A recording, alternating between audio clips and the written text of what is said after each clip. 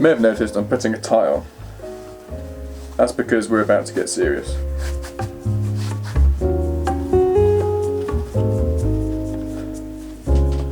We're going to talk about gear. Obviously gear matters to an extent. With wildlife you don't always have the luxury of being able to get close to the animals without disturbing them, so it's advisable to have a lens with a decent reach, say 200mm or more, and to have a body with a good megapixel count so you can crop after you've taken the photo. But apart from a lens and a camera, that's all you really need. You don't need any kind of tripod or lights or filter system or anything like that. It's literally just the camera and the lens. For most of my work I use this setup, so it's a Canon 5D with a 150 to 600mm lens. The Canon 5D's got 30 megapixels, so I can play around, I can crop and reframe my photos pretty extensively after I've taken them. And the 150 to 600 means I get plenty of zoom. I've been doing this for years though, so I can almost justify how much money I've spent on this kind of gear. But it's not going to really help my case saying that gear doesn't really matter for wildlife photography. So I'm not going to use this today. I'm going to use something a lot more affordable. I'm going to be using this, the Canon 700D. It's got 18 megapixels and you can pick it up for about £170 on eBay now. This one's a bit battered, it's missing an eyepiece and there's dust everywhere, but it works, and that's the main thing. As for a lens, I'm going to use this, the Canon 70-300 ISU-SM. This is a Mark I version of the lens, and there's a Mark II version out now, which means you can pick this one up for much cheaper, which is about £170 I think. So this is what I'm going to use today. Right, so now you've got your equipment, you look nice and professional, you actually need to go and take some photos of animals.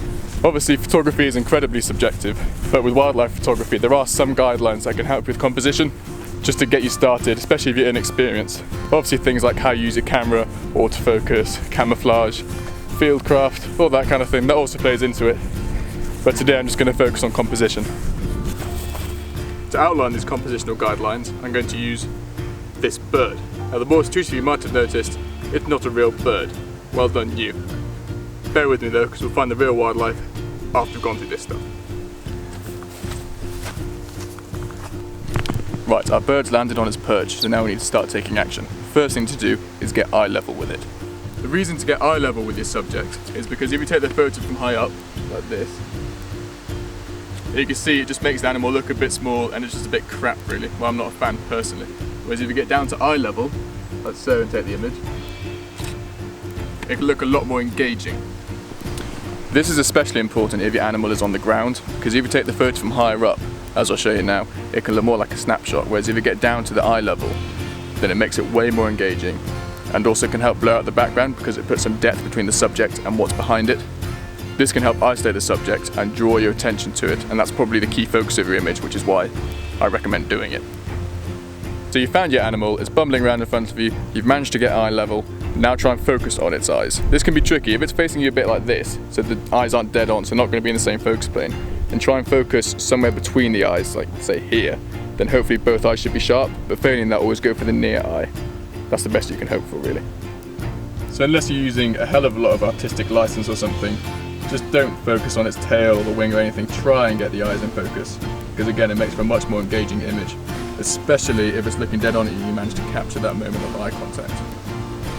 Right, so now you're eye level with your subject, you've got the eyes in focus, now you need to position the animal in the frame. A good rule of thumb for this is if the animal is moving, flying or looking in a certain direction, then give it space to look, fly or move into. For example, this image of the robin looking to the left, there's no room for it to look into, all the space is on the right. This can be frustrating to look at. So instead, move the bird to the right of the frame, so it's got space in the left of the frame to look into. The other key thing to consider when framing the animal before you take the actual photo, as you're just looking through the viewfinder and seeing it, is to make sure you don't crop any of the extremities off. So not the tip of the tail, not the feet, not the feathers or its head crest, anything weird like that. Make sure you get the whole animal in and leave a bit of space around it.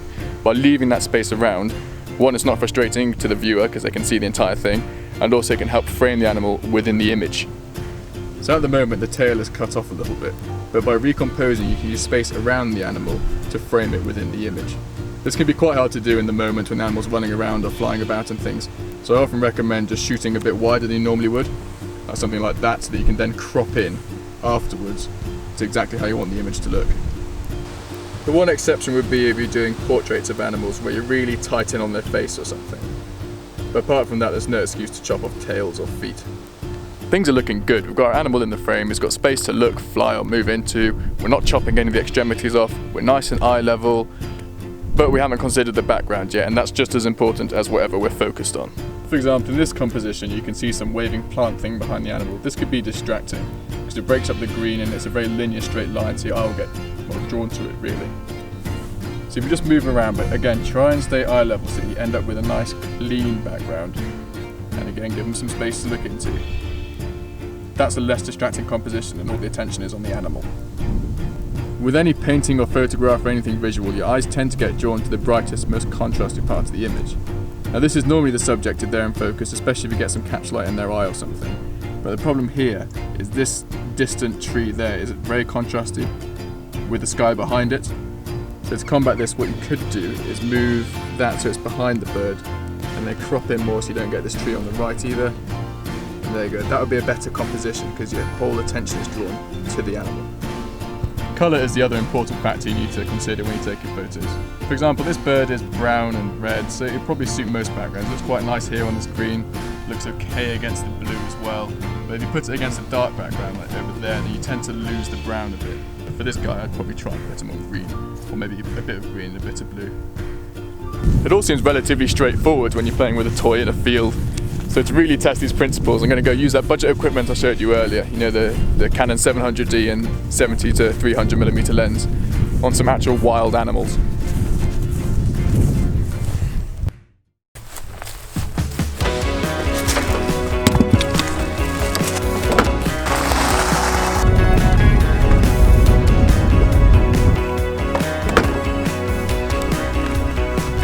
Right, so I've come to my local reservoir. It's quite good for waterfowl and things, but I'm actually going to be looking for rabbits, I think, to try and demonstrate these principles I've been on about. For all the photography in the next segment, I'm only going to be using the budget equipment I showed earlier, so the Canon 700D and 70 to 300mm lens. You can get all of this for less than £350. Okay, so I found the rabbits, but they're really skittish, so it's quite hard to get close. So I want to try and show how these basic principles, how I can put them into action right here with the rabbits. So you can see I'm nice and low at their eye level so I can get the full engagement in the shots. And I'm trying to compose the shots so there's enough room for them to move about. So at the moment the rabbit is sort of looking left. It's going to leave a lot of space on the left for it to look into or to potentially move into if it looks like it's walking or something. Because it's a public place, there's things like benches and signposts around, and they really ruin the nice green background you can get otherwise. So it's a case of either waiting for the rabbit to move out the way of the sign, or I'm going to have to physically move myself so it's no longer lined up with it. Right, so as you can see behind me, that direction, there's some really bright parts where the sun's still catching the ground. And some dogs running around, because like I said, this is a public place, so they've just scared all the rabbits off, which is why I'm taking this opportunity to speak to camera. There's lots of bright spots over there, so the rabbits anywhere between me and there, it'll be a really bright background, so you probably won't see the rabbits that well because they're quite dark. Whereas directly in front of me, if you look kind of over there where it's much darker, the rabbits stand out a lot more, especially when there's no dynamic light, when it's very flat light like it is at the moment. So that's why I've been here trying to photograph the rabbits there against the dark green, so it makes them more obvious, they become really contrasty and really bright.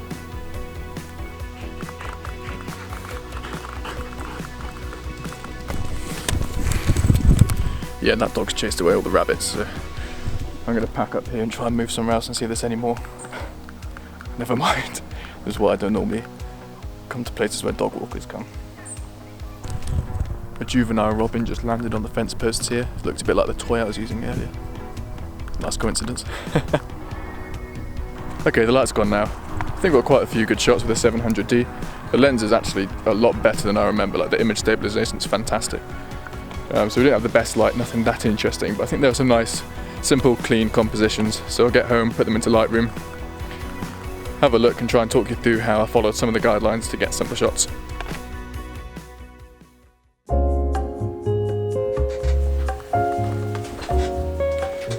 I've put all the photos into Lightroom and given them a very quick develop, so I've just sorted out the contrast, the white and black point, and a little bit of saturation and colour correction, but apart from that, nothing else.